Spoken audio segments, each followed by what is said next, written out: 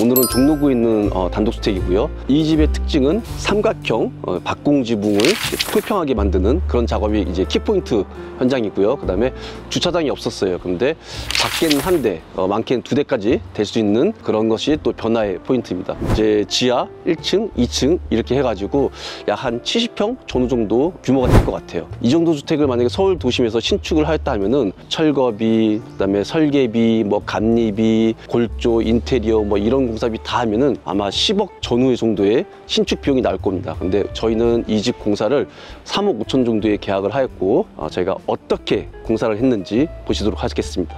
자, 여기가 주차장 자리입니다.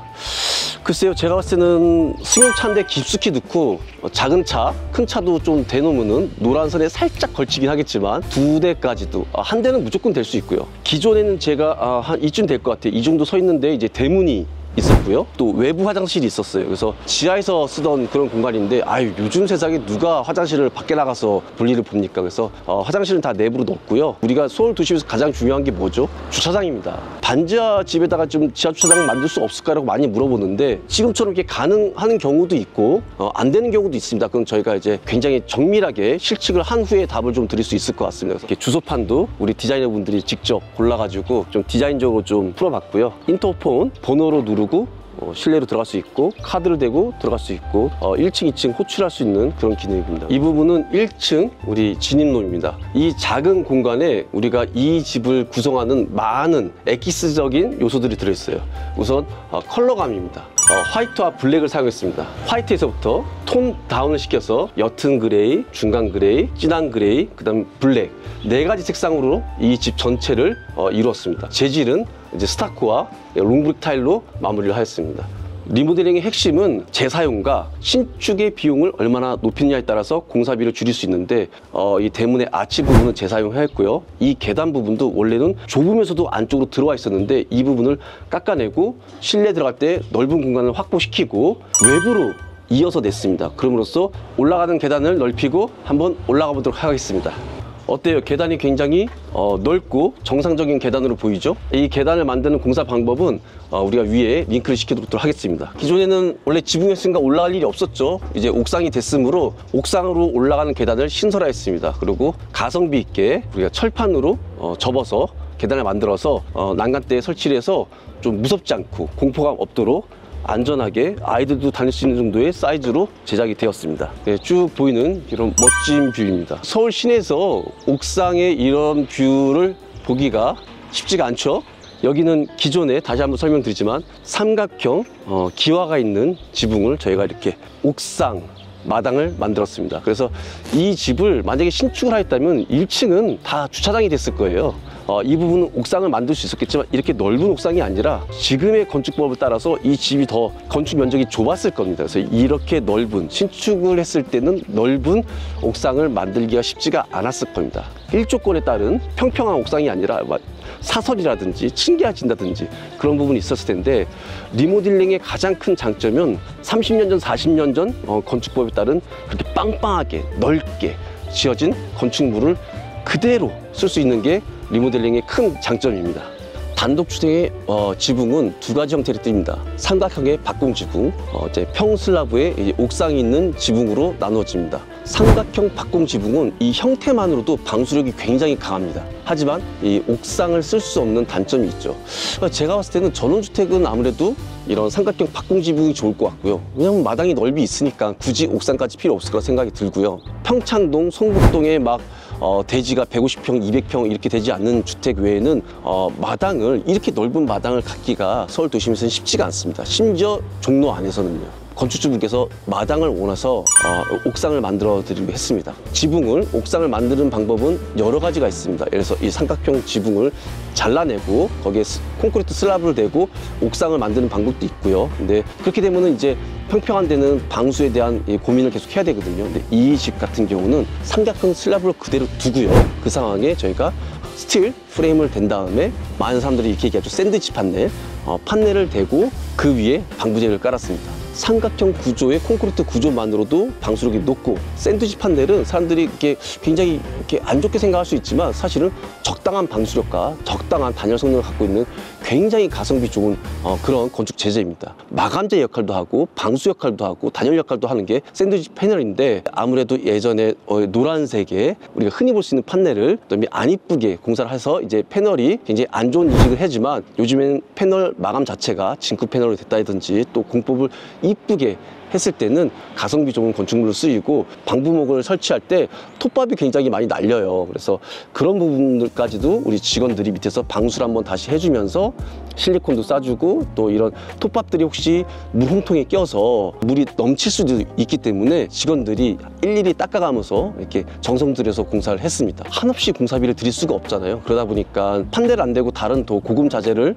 제안을 드릴 수도 있었지만, 방부목을 마감하는 걸 그렇게 좋아하진 않습니다. 왜냐하면 이 방부목은 주기적으로 오일스테인을 발라야 되는 건축주분들한테 좀 부담되는 자재이기도 하고, 오일스테인을 아무리 열심히 발라도 얘는 이제 틀어짐과 비틀림, 갈라짐 등으로 해서 내구성이 좀 많이 떨어지는 부분입니다. 그래서 우선은 이 자재로 가장 가성비가 좋으니까 시공을 했고요. 좀 몇 년 지나고 나서 뭐 한 6년, 7년 연락을 주시면은 저희가 합성 데크로 원가에 시공을 해드리도록 하겠습니다. 삼각형 지붕이다 보니까 패널 대고 프레싱 돌린 다음에 방부목을 해서 평평하게 만들었잖아요. 공간이 떠 있는 부분은 어떻게 했을까요? 떠 있는 부분은 아연 도금된 스틸 각파이프를 설치를 하고요. 거기다 패널을 댄 다음에 외단열재를 댔습니다. 그래서 패널 두께는 50T고요. 그래서 패널의 대부분은 단열재입니다. 100mm 정도 되는 단열재를 부착했습니다. 그러면은 한 150mm 정도 되는 단열재가 여기 현재 들어가 있는 겁니다. 외부에서 보이는 외벽 같은 경우는 각파이프, 샌드위치 패널, 단열재, 우리가 여기 롱브릭 타일도 붙였잖아요. 4가지의 재료가 혼재하고 있어요. 비가 여기서 수직으로 떨어질 경우에 넓은 옥상 부분보다도 이렇게 좁은 외벽의 이 윗부분, 굉장히 뭐 해봐야 지금 한 200mm 정도, 20cm 정도밖에 안 되는 공간이지만, 이 부분이 그 누수에 가장 취약한 부분입니다. 여러 재료가 혼재했을 때 이게 열 팽창률이 다 다르거든요. 그렇기 때문에 시간이 지나면서 벌어지게 돼 있어요. 그러면 그 사이로 이제 비가 들어가서 집에 가장 큰 누수의 원인이거든요. 그래서 이거를 덮어줘야 됩니다. 그런 시공 방법을 두겁 시공이라고 하고요, 캡 시공이라고도 하기도 하고요, 그다음에 플래시 마감이라고 하기도 합니다. 두겁 시공의 재료는 여러 가지가 있어요. 돌로 할 수도 있고요, 단열재로 감아 마를 수도 있고요, 또 목재로 할 수도 있고요, 알루미늄 판으로 될 수도 있고요. 근데 저희는 내구성이 가장 좋은 편에 속하고, 그다음에 가격은 또 가장 낮은 편에 속한 칼라강판으로 프레시 마감을 접어서 마감을 하였습니다. 색깔도 역시 톤에 맞춰서 그레이 톤으로 시공을 했고요. 또 많은 분들이 이럴 것 같아요. 돌이나 알루미늄 제품을 해야지 또 왜 부식되게 스틸 제품을 했느냐라고 말할 수 있지만, 돌 같은 경우나 알루미늄 제품은 가격도 비싸고 돌로 마감을 했을 때 감아 마를 수가 없잖아요. 돌을 접을 수는 없잖아요. 그러다 보니까 이음매들이 생길 수가 있습니다. 활용도가 조금 떨어지는 편이에요. 알루미늄 제품 같은 경우는 접기는 좋지만 가격이 좀 비싸고, 또 도색했을 때 좀 내구성이 떨어집니다. 이 칼라강판 같은 경우는 스틸 재료이지만 아연 도금을 해서 부식을 방지했고요. 거기다가 도색을 하기 위해서 한번 프라이머 작업을 합니다. 그 다음에 도료를 얹고요. 그 다음에 마지막 스크래치 방지하는 마감까지 코팅을 해서 어떻게 보면은 제대로 삼면을 잘 막고 또 부식들이 강하고 비를 막을 수 있는 굉장히 좋은 재료라고 생각을 합니다. 지금 난간대 높이는 1.2m 법정 기준에 맞게끔 잘 시공을 했고, 중간중간에 보면 이렇게 보이시죠? 고정대를 설치를 해서 아무리 흔들어도 아주 탄탄하게 시공을 하였습니다. 자, 이쪽이 이제 1층의 현관 부분입니다. 기존에는 현관 부분이라는 게 없었죠. 70년대, 80년대, 60년대 건축된 건물들은 현관이라는 개념이 별로 없고 신발장 개념도 별로 없었습니다. 근데 여기는 1층에도 현관이 있고 신발장이 있고요. 또 2층에 또 외부 계단을 통해서 바로 올라갈 수 있는 공간에도 현관과 신발장이 있습니다. 그래서 지금 약간 집 사이즈에 비해서 작아 보일 수는 있겠지만 2개로 나눠진다는 점 잊지 마시고요. 요즘 많이 사용하는 그런 젠 스타일의 간살 문이 중문인 것 같아요. 근데 굉장히 고성능 단열 현관문을 썼거든요. 기능적으로는 크게 필요는 없지만 단열이야 더하면 더할수록 좋죠. 그래도 조금이라도 기능을 할 겁니다. 근데 사실은 없어도 된다. 그리고 중앙에 있는 거는 이제 미국 스타일의 오르내리기 3중 유리로 된 창문이 시공되어 있습니다. 첫 번째 보여드린 방이 있는데요. 여기는 아무래도 게스트룸 같아요. 보면 이제 드레스룸이 있고 별다른 기능을 하지 않는 방이긴 한데 이 방의 특징은 요 기둥이죠. 이 집을 통틀어서 저희가 구조보강을 할 때 기본적으로 보호하고 기둥이 굉장히 잘 돼 있는 주택이었어요. 예전 주택에 비해서. 그래서 보강은 여기는 일부분, 여기 부분은 좀 저희가 취약하다고 파악을 해서 H빔으로 구조보강을 하고요. 마감을 했고, 구조보강할 때 여러 가지 보강제가 있습니다. 뭐 H빔 보강법이 있고요. 그다음에 콘크리트로 타설해서 보강하는 방법도 있고요. 벽돌을 쌓아서 구조보강하는 방법이 있고, 또 탄소 섬유 시트를 시공해서 구조보강하는 방법이 있고 한데, 여기는 저희가 H빔으로 구조하는, 웬만하면 저희가 벽 안에 매립을 하는데 이건 꼭 이 부분에 있어야겠더라고요. 가족의 안전이 가장 중요하니까. 자, 그러면 첫 번째 방을 지나서 두 번째는 이제 거실에 있는 공용 화장실입니다. 욕실에 들어가면요, 아이보리 느낌의 베이직한 세면대가 있고요. 중요한 게 건축주분께서 좌측에 있는 이제 변기하고 우측에 있는 욕조하고 공간 분리를 좀 희망을 하셨어요. 그래서 그러면은 우측에 있는 욕조 같은 경우는 저희가 이제 벽돌을 만든 다음에 타일로 마감한 그런 조종 마감이고요. 변기 부분에 칸막이 같은 경우는 우리가 원하는 사이즈가 한 3cm 안에서 끝내야겠더라고요. 그래서 조적벽으로 하면은 이제 10cm가 넘어가기 때문에 철근을 벽에서 이어서 뽑아냈고요. 그다음에 콘크리트 타설하듯이 타일 본드제와 이제 시멘트 몰타를 잘 섞어가지고 화자 안 나게끔 좌우, 그다음에 한쪽 세 귀퉁이를 타일로 마감을 해가지고 굉장히 콘크리트로 단단한 타일 벽을 만들었습니다. 그래서 이 욕실에는 바닥에 난방이 들어가 있고요. 그다음에 강력한 환풍기하고 온풍기가 나오는, 자, 여기가 1층 메인 거실입니다. 좀 좁죠? 건축주분들이 이제 식탁하고 그다음에 조리 공간, 이걸 분리하기를 원하셨거든요. 80평대의 주택이거든요. 그러다 보니까 이렇게 또 공간 분리를 하는 것도 재미있을 것 같아요. 그래서 이쪽은 반매립 TV 할 수 있게끔, 그 다음에 콘센트는 6개 넣어서 굳이 멀티탭을 넣을 필요가 없고요. 그 다음에 램섬도 2개를 뽑아가지고 넉넉할 것 같습니다. 그래서 대형 창문도 3중 유리를 사용해서 단열 성능을 확보했습니다. 그 다음에 여기에 이제 소파가 들어갈 예정인데, 여기까지 이제 벽이 돼야 되는데, 거실에서 이제 처음 보이는 벽인데 여기까지 막혀있으면 너무 답답할 것 같더라고요. 또 소파가 또 튀어나와 있는 건 이쁘지가 않잖아요. 이 부분을 약간 오브제적으로 공간을 좀 만들어 놓고, 여기에 차키, 그 다음에 가족들 사진 액자들을 놓을 수 있는 공간으로 소파 자리가 좀 커지더라도, 좀 작더라도 이질감 없게끔 만들었고요. 이쪽 부분이 이제 다이닝룸, 6인용 또는 8인용 식탁을 놓고 식사를 할 수 있는 그런 공간입니다. 여기도 이제 식사를 하면서 이제 가족들의 사진이나 또는 이제 노트북 같은 것도 펴놓고 재미있을 공간일 것 같아요. 이제 아직까지 주방 가구들이 들어오진 않았는데, 요 정도면은 지금 현재는 여기 5식구분이니까 충분히 사용하는 거는 문제 없을 것 같고, 여기는 아무래도 어른들이 있어서 그런지 가스 화구만 있네요. 화기의 뜨거운 열기 때문에 우드 재질의 패널들이 손상가지 않고 또 오염되지 않도록 강화 유리를 설치해 놨습니다. 이것도 디자인적으로 좀 패키지 않고 이게 투명을 해가지고 좀 마무리가 잘 된 것 같아요. 사실은 저는 지금 12년간 이 뉴마이하우스를 회사를 운영하고 있지만 이 업무 시간보다도 더 많이 한 업무 중에 하나가 설거지입니다. 왜냐면 제가 아들만 셋이 있거든요. 설거지를 하고, 저 같은 경우는 여기다 이제 뭐 발 같은 걸 내려서 이제 식기들을 이제 건조를 하는데, 디자이너분들이 재밌게 부드럽게 움직여서 봤더니 블룸 제품이더라고요. 그래서 제가 블룸 제품도 좋아하고 유튜브 찍었던 헤펠레 제품도 좋아합니다. 그래서 그런 내구성이 굉장히 강하고 작동했을 때 작동 느낌이 좋은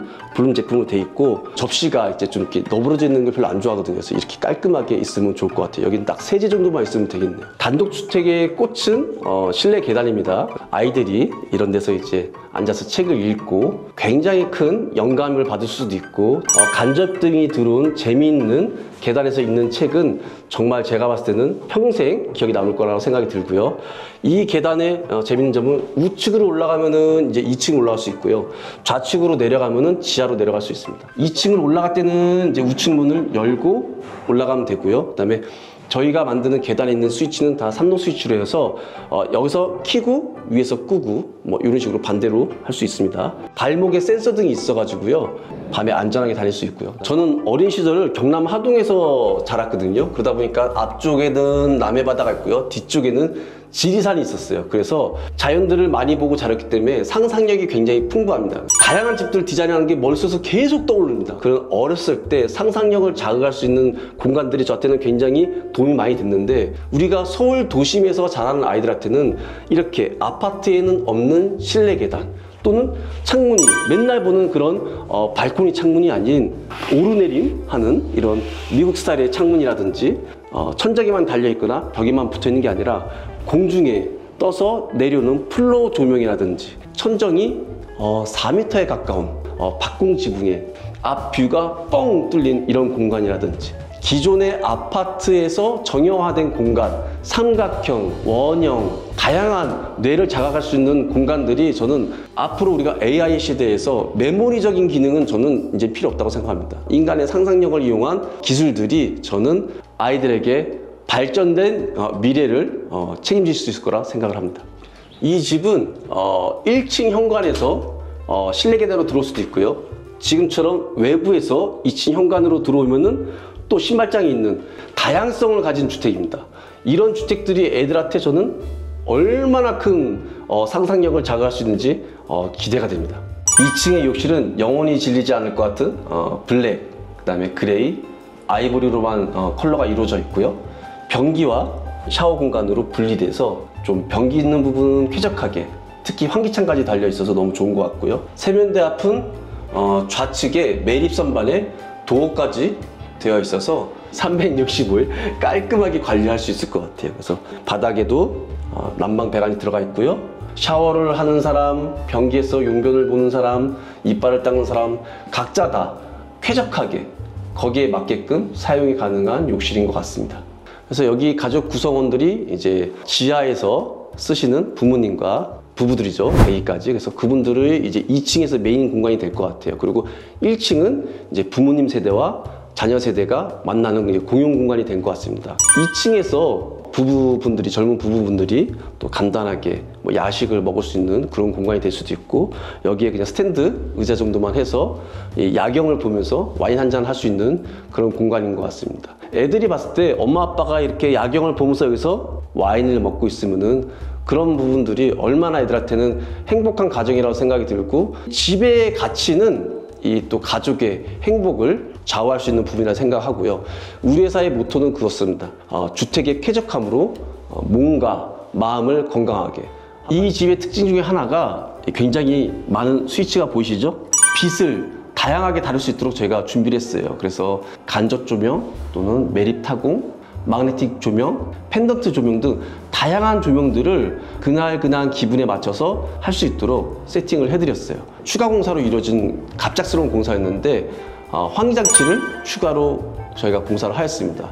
우리 뉴마이하우스는 사실은 하츠 대리점입니다. 주방용품 그 후드 아시죠? 굉장히 유명한 회사입니다. 거기서 만든 그 환풍기를 제가 재고를 굉장히 많이 갖고 있는데 왜 여기다 흰펠 거를 달았을까요? 이번에 저희가 하츠지만 비교적으로 제가 받아봤어요.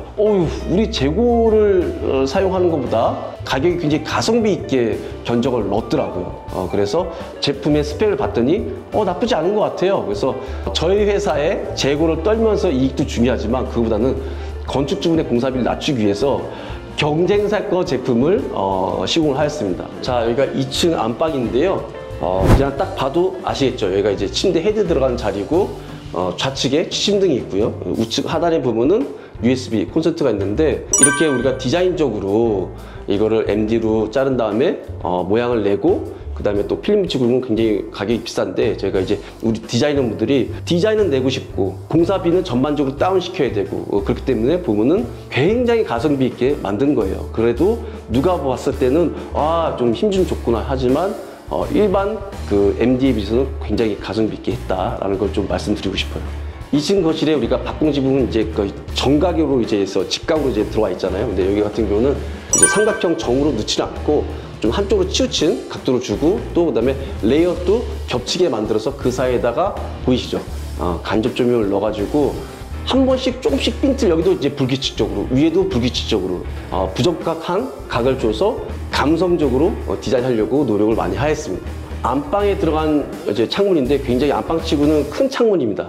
뷰가 너무 좋아서 이렇게 큰 창문을 넣었고요. 저희 이 현장의 모든 창문들은 삼중 유리로 돼 있어요. 로이 코팅 돼 있고, 그래서 단열 성능은 어느 정도 확보되어 있는 상태로 뷰를 또 감상할 수 있도록 하였습니다. 그리고 이쪽으로 넘어가면은 라운드진 공간에 여기 이제 멋진 펜던트가 들어갈 예정인데 굉장히 유니크한 펜던트를 주문하다 보니까 공기가 좀 납기가 맞지가 않아서 지금 오고 있는 중인데 조명등 밑에서 펜던트를 껐다 켰다 할 수가 있어요. 취심등하고 이 펜던트 두 개는 침대에서 손만 뻗으면은 끄고 켜고 할 수 있는 그런 편리함을 만들어 놨고, 여기는 반매립 지금 TV 매립장을 만들었어요. 그래서 완전 매립도 디자인적으로 깔끔하긴 하지만 TV 사이즈가 계속 바뀌고 있는 추세라서, 그리고 이제 완전 매립 같은 경우는 또 발열해서 이제 하자가 날 수 있는 부분들이 좀 있더라고요. 그래서 반매립을 하였고요. 콘센트가 하나, 둘, 셋, 넷, 다 여섯 개에서 굳이 여기다 멀티탭을 넣지 않고도 TV하고 뭐 거기에 들어가는 부가적인 장비를 넣을 수 있도록 하였고, 네트워크선도 카테고리 6 이상급으로 해서 제가 다 집 전체 돌려놨습니다. 이제 마스터룸에 이제 같이 딸려 있는 여기는 파우더룸입니다. 그래서 이쪽에 좌측에서 이제 화장이나 그런 걸 하고, 이렇게 가방을 이렇게 드레스룸에 놓을 자리가 없어서 지금 이 밑에가 지금 분배기 자리예요. 조명을 넣어서 내가 좋아하는 가방들을 지정해 놓고, 저 침대에서 딱 보면 보이거든요. 그냥 돈 안 드는 일이잖아요. 뭐 어차피 있는 거 전시에서 매일 보면 요 정도 사이즈는 사실은 일반인들에게는 뭐 작은 사이즈는 아니지만 건축주분이 좀 옷이 좀 많은 것 같습니다. 그래서 요 정도로 쓸 수 있다. 네. 지하로 내려가는 실내 계단입니다. 처음에 말씀드렸다시피 이 집은 블랙, 그레이, 화이트를 톤 바란스를 맞춰가면서 지금 진행하고 있잖아요. 근데 갑자기 브라운 계열의 목재 우드톤이 나오면 좀 이상할 것 같아서 화이트 오일스텐을 발라가지고 이 톤의 바란스가 까지지 않도록 이렇게 마무리를 잘 했고요. 반지하면 여러분들 뭐가 생각나세요? 기생충에서 나오는 화장실. 그의 특징이 뭐죠? 높은데 이제 쪼그려서 올라가는 그런 화장실을 보통 지하의 화장실로 많이 생각하잖아요. 정화조를 기준으로 해서요, 도로에 있는 배수관이 보다 정화조 높이가 좀 더 높아야 되고요, 그거보다 좀 더 화장실이 높아야 됩니다. 정화조 높이는 정해져 있기 때문에 높이가 올라가야 되는데, 그거를 이제 우리가 디자인적으로 이렇게 한번 풀어봤습니다. 한번 보시죠. 여기가 지하에 있는 화장실, 욕실이라고 생각 드시나요? 자연광이 어마어마하죠? 뉴마이하우스에서는 욕실을 만들 때 3가지 원칙을 지키려고 노력을 합니다. 바닥 난방, 강력한 환풍기, 그다음에 환기창, 심지어 이렇게 채광까지 들어온다면은 이거를 호텔에 있는 욕실이라고 생각하지 누가 이 지하에 있는 욕실이라고 생각하겠습니까? 올라가는데 좀 고급지지 않아요? 우측은 변기가 있고요, 좌측은 샤워 공간이 있습니다. 기생충에 나오는 욕실처럼 보이나요? 변기처럼 보이나요? 매립 선반도 돼 있고요, 욕실도 매립 선반에다가 샤워하는데 조금 높이는 낮아요. 어떻게 보면 호텔에서 볼 수 있는 듯한 욕실을 저희가 구성이 됐어요.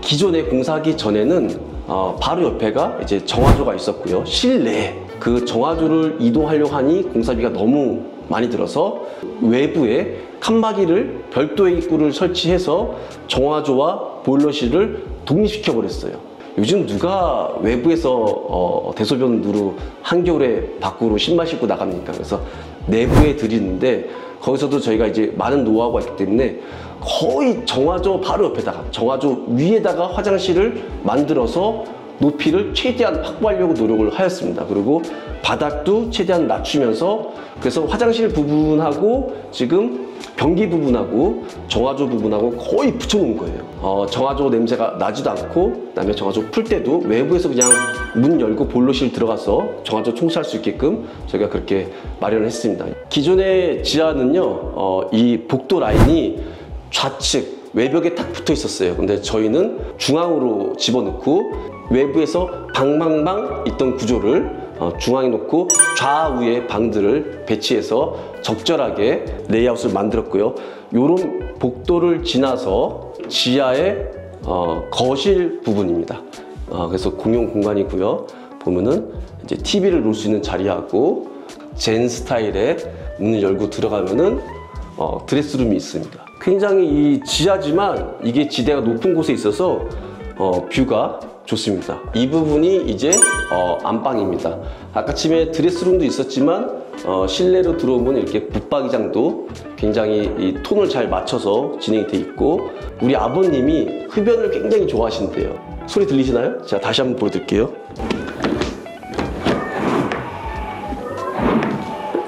이거는 일반적인 실내에서 쓰는 터닝 도어가 아니고요. 굉장히 단열성과 기밀성이 좋은 시스템 도어입니다. 그래서 독일제 시스템 도어를 사용해서 완벽하게 어머니가 싫어하지 않도록 흡연 냄새를 줄였고, 하츠 제품 중에서 가장 환풍 능력 센 걸로 해가지고 배출구는 주택가 쪽이 아닌 부분에, 외진 곳에 담배 냄새가 남들한테 피해 안 주는 곳으로 배출구를 뺐고요. 환기를 담배 피고 나서 그냥 냄새가 배길 수 있으니까 창을 만들었습니다. 역시 이것도 삼중 유리로 된 로이 코팅된 창문이고요. 그 다음에 여기는 이 부분은 저희가 도배하지 않고 이렇게 필름 마감된 제품으로 마감을 했는데, 만약에 도배 같은데 이제 누렇게 될 수가 있거든요. 이 좁은 공간에서 담배를 아버님이 많이 태우신다면은. 그래서 누렇게 변색되지 않도록, 그리고 혹시라도 변색됐다면은 이렇게 물걸레로 닦아낼 수 있도록 그런 필름으로 코팅을 해놨습니다. 이 집의 가장 취약 부분이 이쪽 지역입니다. 굉장히 비탈진 곳에 있다 보니까 전망은 좋지만 단점은 반대편이 특히 안반에 좀 묻혀있는 공간인데, 이런 부분에서는 이제 겨울철이든 여름철이든 이제 누수나 결로의 굉장히 위험성이 있기 때문에 공간벽을 쌓고, 그다음에 결로로 인한 또는 누수로 인한 물들을 외부로 배출될 수 있도록 돌렸습니다. 보통 우리가 지하 같은 경우는 배수판을 깔고요. 그다음에 공간벽을 쌓은 다음에 거기에 생기는 누수의 물, 결로의 물을 모아서 집수정을 만들어서 펌프를 2대 정도 듀얼로 넣어서 한 대가 고장 나더라도 완벽하게 석션이 될 수 있도록 그렇게 보통 공사를 하는데, 여기는 보시다시피 이렇게 굉장히 비탈진 곳에 되어 있기 때문에 자연 배수될 수 있도록 굳이 펌핑을 안 하고도 배수할 수 있도록 그런 시스템을 만들어 놨습니다. 이번에 저희가 40cm 이상 바닥을 까고 공간을 확보하려고 노력했는데, 많은 분들이 그랬고요. 아니, 지하층에 바닥을 깐다는 거는 매트 기초를 부시고 들어가는 거 아니냐라고 얘기할 수 있지만, 예전에 60년대, 70년대, 80년대 주택 중에 보면은 바닥 기초가 없는 집들이 굉장히 많아요. 지금 건축법에 따르면은 좀 상상할 수 없는 상태지만 그런 집들이 너무너무 많습니다. 이 집도 마찬가지예요. 이 집도 저희가 바닥을 깠을 때 난방용 몰탈 정도만 있었을 뿐이지 기초 바닥이 없었어요. 그래서 파면요 바로 황토가 나옵니다. 황토 부분을 빼내고 또 이 기초 보호나 기둥 자리는 좀 보강을 해가지고 구조 부분을 더 튼튼하게, 그리고 아래에서 저희가 바닥 매트 기초를 어느 정도 만들어 둔 다음에 또 방수하고요, 단열하고요, 난방 배관 깔고요, 그 다음에 바닥 몰탈해서 다시 많이 깠음에도 불구하고 또 높이가 이 정도 높아진 거죠. 그래서 이 정도의 높이를 이제 확보한 겁니다. 그러니까 사실은 40cm 이상 더 깠을 거라고 저는 예상을 합니다. 그래서 신축할 때, 단독주택 신축할 때 지하 부분을 공사를 포기한 경우가 많아요. 왜냐하면 지하 같은 경우는 공사를 굉장히 잘 해야지만 쾌적하게 지낼 수 있고요. 그 다음에 지하 공사할 때 공사비가 굉장히 많이 듭니다.